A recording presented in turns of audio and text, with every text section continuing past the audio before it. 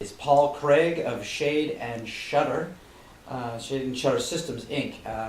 And I'm here also, sorry Paul, with Peter Morrison from Cohn Rasnick Morrison and Plout. I thought you were going to forget, Jeff. No, I won't forget my benefactors.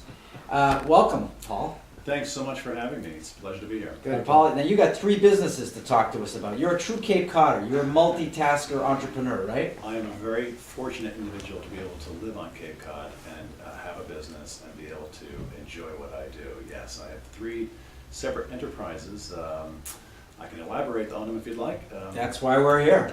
So Shade and Shutter Systems, I started 24 years ago with the purpose of being able to provide weather protection and sun control, primarily where our focus was coastal property owners. And that model that we started 24 years ago here on the Cape has now been replicated in 4 other states. We cover the entire Northeast, so we have offices here, Connecticut, and the newest one is on Long Island, and that's got an interesting story behind it. But the second company that I run is a small manufacturing company. We produce a product called ViewSafe, among other things, and which is kind of an affordable hurricane protection device or an alternative to plywood.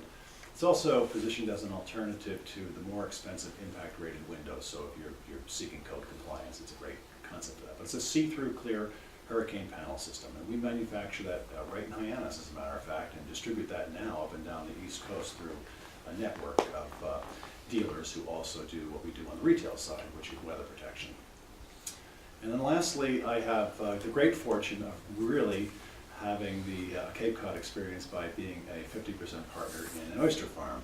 The farm is called Barnstable Lady Oysters, and I'm very fortunate to have a partner named Sue Nickerson, who is really the hard worker behind that, and together we are trying to develop not just distribution, but also a brand. You know, what a range, and I don't know where to start with you. First of all, you have one, what I would call a mature business.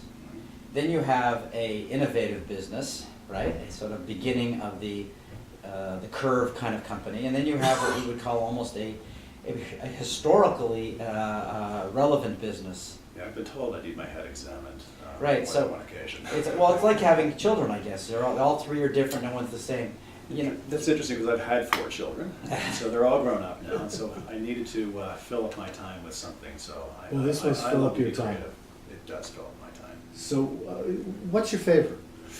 Well, that's really difficult to say because every one of them is different. They all appeal to a different aspect of my personality structure. So, for example, on the retail side, I really love what we do there, and I'm thrilled with the way the organization is growing, the way we're expanding our footprint, and moreover, the type of people we are able to attract to come to work with us. I know previous conversations around this table have centered on, what the workforce is like on the Cape, what opportunities are here for young people, and we're just having very good success with that at the moment. So we're thrilled with the retail end of it, and honestly, that really generates a lot of the revenue to enable me to do some of the other things. But the manufacturing company just is starting to make some decent profits, reasonable profits, and we are actually evolving some brand new products that are about to follow over the next year and a half. So that's very exciting. Tinkering, doing the innovative stuff is great.